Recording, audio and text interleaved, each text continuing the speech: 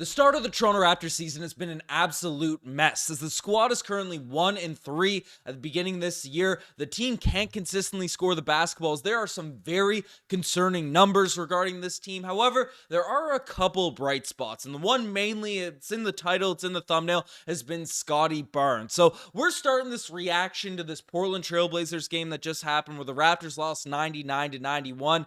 We're reacting to this with some positives because Scottie Barnes is a guy that has certainly taken the leap from this offseason. It was something we were hoping he'd do last year, and he wasn't by any means bad. I think his lack of sort of jump was overstated by a lot of sort of NBA fans that are roasting Scottie Barnes, calling him overrated for winning the Rookie of the Year, all that type of stuff. But he certainly, even Raptors fans would agree, that most diehard Scottie Barnes believers would say he didn't take that leap, that expected jump we thought he would take in his second season. However, to start off this year, he has been absolutely fantastic. I mean, just against the Portland Trailblazers tonight, 20 points, 12 rebounds, 2 assists, 2 steals, and there are some concerning things, which we'll talk about the offense and stuff, but he's looking more confident. Darko Rajakovic is giving the ball to Scottie Barnes, as he promised heading into this year, and it's showing up on the stat lines. I mean, if you look at his stats overall for the season, this is before this game, but again, had another 20-11 night in this one, but 21 points, 9 rebounds, 7 assists for Scottie Barnes, 36% from the three-point line. He is getting a little jump shot happy, which we'll discuss. But, I mean, Scottie Barnes, it's a huge positive seeing him take that jump, take that leap. And I just wanted to start off this video with some positives because he's just looking a lot more aggressive. Last year and last year's sort of system, Scottie Barnes was kind of the fifth man, the odd man out of the sort of offensive schemes. And we'll talk about the schemes and if they're working or not for the Raptors, because certainly we have not been putting up good efficiency is one thing, but good scoring numbers, but we'll discuss that. But in terms of Scottie Barnes specifically, Darko Rajakovic has really unlocked what he's been able to do for this Toronto Raptors squad. And yes, while if you look at the stats even last night or tonight, 1 of 4 from the three-point line, took a couple heat check threes. I'm still not that confident in Scottie Barnes' long-range jump shot to see him eat. Hey, you're playing really well. You're getting shots in the paint. You're knocking down these buckets, and then you're just kind of randomly taking step backs and stuff along those lines. I like the confidence, I guess, but, Scottie Barnes, he's really been unlocked in terms of driving with confidence, finishing around the rim. We've seen him be able to do this throughout his first couple seasons with the Toronto Raptors, but now it's a focal point on the team's mission. The team's plan, to unlock space the floor for Scottie Barnes, and it has been working. He facilitates well. So regardless of how we're feeling about this season, this disaster of a year so far, we have one bright spot there. And I also want to talk about Grady Dick being a really nice bright spot for the Toronto Raptors because, again, stats tonight aren't going to show something as electrifying as his last game against the Philadelphia 76ers. Missed all of his threes, all that type of stuff. 2 of 7 from the field. But this game honestly impressed me the most from what I've seen from Grady Dick so far because we know Grady Dick is a three-point shooter. We know three-point shooters, especially when they're younger, they're a little hot and cold and all that type of stuff. But what Grady Dick proved to me tonight as a fan of this team, watching, all these players and stuff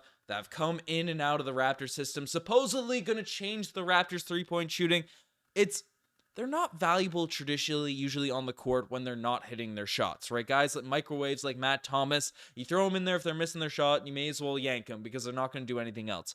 Grady Dick didn't hit his shots tonight. This is what it is. Took 3, didn't get a lot of open ones, but, didn't hit his long-range jumpers. He wasn't, electrifying, shooting the lights out. But he was doing absolutely everything else out there on the basketball court. He was scoring in the paint. He was making some nice drives, made some nice passes, had some weird calls from the referees, talk about his defense. Frankly, I thought he was positioning pretty well. Not much you can do when Scoot Henderson, who's running 100 miles per hour, runs straight into you and you're a little bit turned, but that's all rookie sort of respect calls. He's only 19 years old, but the rebounding we saw from Grady Dick, this man is hustling. He's bigger than you'd think. Look at him in terms of height and length. He's in there every single possession. And the fact that he's grinding that hard on the defensive end, rebounding the basketball, even on the offensive boards, he's sort of being a little pest, getting involved in those places. That's something you love to see from a guy that's traditionally, your three-point shooter that's just supposed to be out there to hoist up threes. If he's actually able to rebound, play defense, and do all that type of stuff, that's going to be huge for this Toronto Raptors team. And Darko Rajakovic, he gave him that run. I mean, we're questioning about whether or not Grady Dick would be in the rotation. 21 minutes for Grady Dick tonight. And That's the most off any player coming off the bench, including Gary Trent Jr. McDaniels is slowly falling out of the rotation there. Boucher, all those guys. Grady Dick is getting the respect from Darko Rajakovic, and it's something that's great to see. Now, obviously, Precious was out, but everyone else is sort of playing. So definitely keep an eye on Grady Dick getting more and more run and getting more minutes than Gary Trent Jr. in this one. And frankly, let's, start it off with positives. I don't want to be bashing this team, overreact in the first few games of the season. We had our concerns entering the year. Some of those concerns may have been erased away or covered up a little bit after an impressive preseason from the Toronto Raptors, but the holes, the question marks that we had coming into the season seem to be showing, and for the most it's shown in this game against the Portland Trailblazers, because what have I been saying on these pods? And people roast me for, being a Fred VanVleet stan, all that type of stuff. And I find it funny because I've traditionally, to my friends and stuff, my friends have called me a Fred VanVleet hater just personally and stuff, but I just didn't bash him as much as a lot of people on the internet were. I think Fred VanVleet wasn't efficient, all that type of stuff, but he's a legitimate point guard.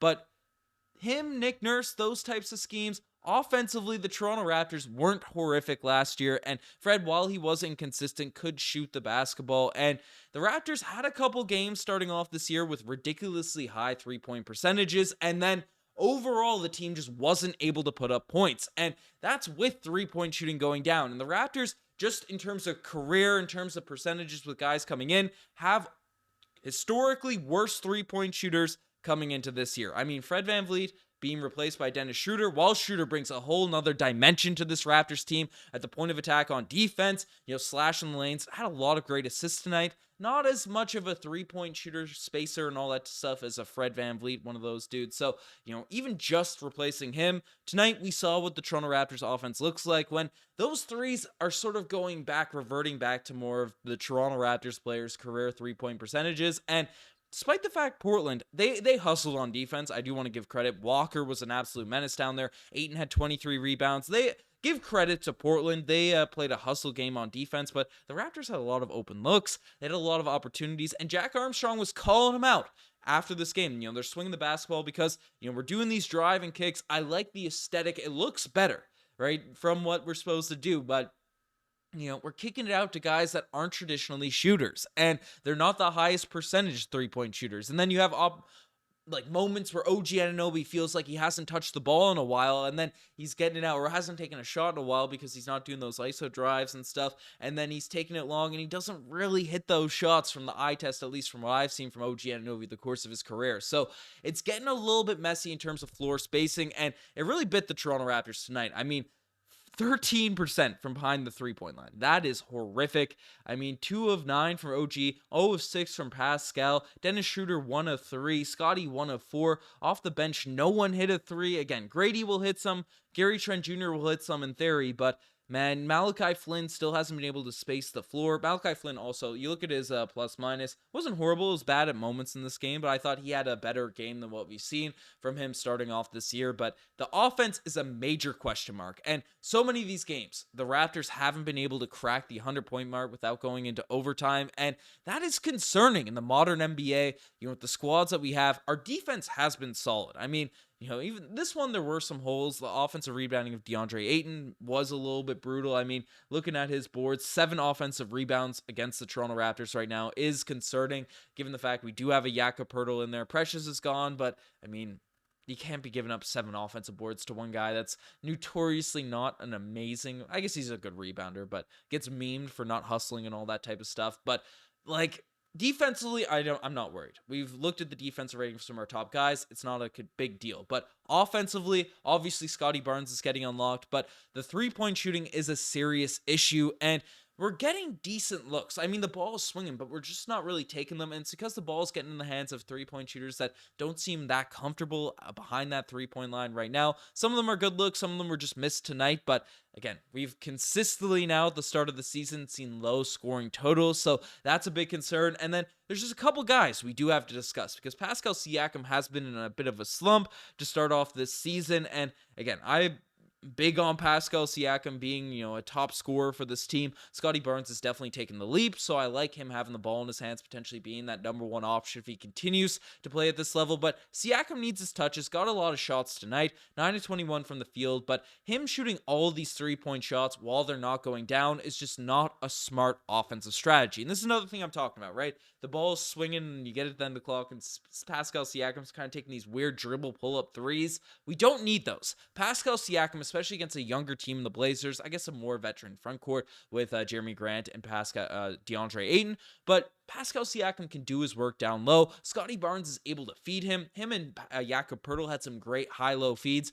I'm just not a fan of Pascal Siakam being more of a floor spacer, hit that being his role when he's not cooking, right? Siakam can knock down the threes when he's rolling, but when he's not, you got to get him the ball inside, let him do his work, let him spin around, and, Jack said it. He's saying it consistently on the broadcast that, sometimes you just got to throw the ball in the block to a guy that can command a double team. And last year, we saw Siakam facilitate really well. He didn't force a lot of shots except when it was really needed down to the end of games. But, it's a good option to throw the ball into the post, give him more actions in those areas. It worked for the Raptors offense last season. So, again, we like the fluid offensive motions and stuff, but it needs to be a mix. And when the Raptors offense gets stagnant, sometimes you got to give it to your, debates now are going to be happening. Who's your best player, Scottie Barnes or Pascal Siakam? But give it to one of your top guys and see if they can cook down in those areas. But that's one thing regarding Pascal. I'm not too worried about Pascal in this one. Dennis Schroeder is a guy that I thought really facilitated the offense well in this one.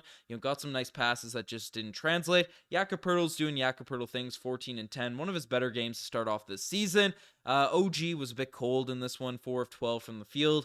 Again, OG's been pretty solid, but again, if he's going to be a guy that's expecting one of those max contracts, and if the Raptors are going to have to fork over those types of numbers, $35 million for 10 points per game. I know he plays defense and all that type of stuff, but these are consistent sort of games we get from OG Anunoby. It's something to keep in mind when we're looking into free agency, looking at the team. And Masai Ujiri's really going to have to make some big decisions on midway through this year. I'm an OG stan. I love that guy to death, in terms of basketball player, what he's able to do out there on the court, but at certain contracts, at certain price points, OG's going to need to take a step in terms of being more consistent on that offensive end if he's going to command that type of money out there in free agency. But the bench, again, is the concerning factor.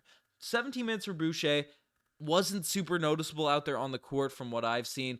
And again, Boucher's had some ups and downs over the course of this start of this season, and minutes have been up and down as well. With no Precious, you like to see OG or Chris Boucher be able to put in a few more buckets than 4 points. Jalen McDaniels, I won't react to him too much. Only played 5 minutes in this one. But Flynn had some nice drives. I like that he was quick in attacking the rim, finished around the basket, but has to hit his 3-point shots if he's going to be a consistent backup point guard in this Toronto Raptors team. So that's important. And then Grady Dick, I mentioned him. Nice as shots goes down, but I'm happy with his performance. But Gary Trent Jr. is the guy that has concerned me the most to start off this year.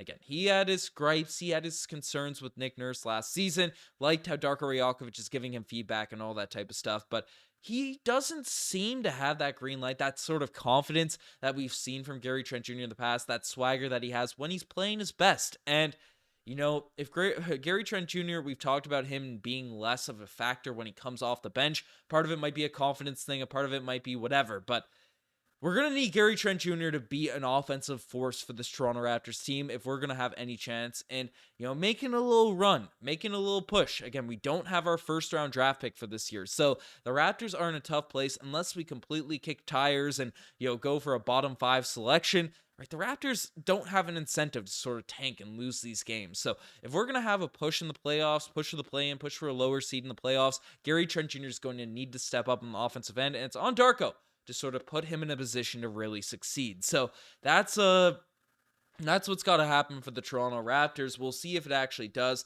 And one thing that does have me intrigued is Otto Porter Jr. I'm not sure. It doesn't seem like there's any injury factors. Played a bit in preseason and stuff. But again, a guy that, when healthy, is a starting caliber player on an NBA championship team.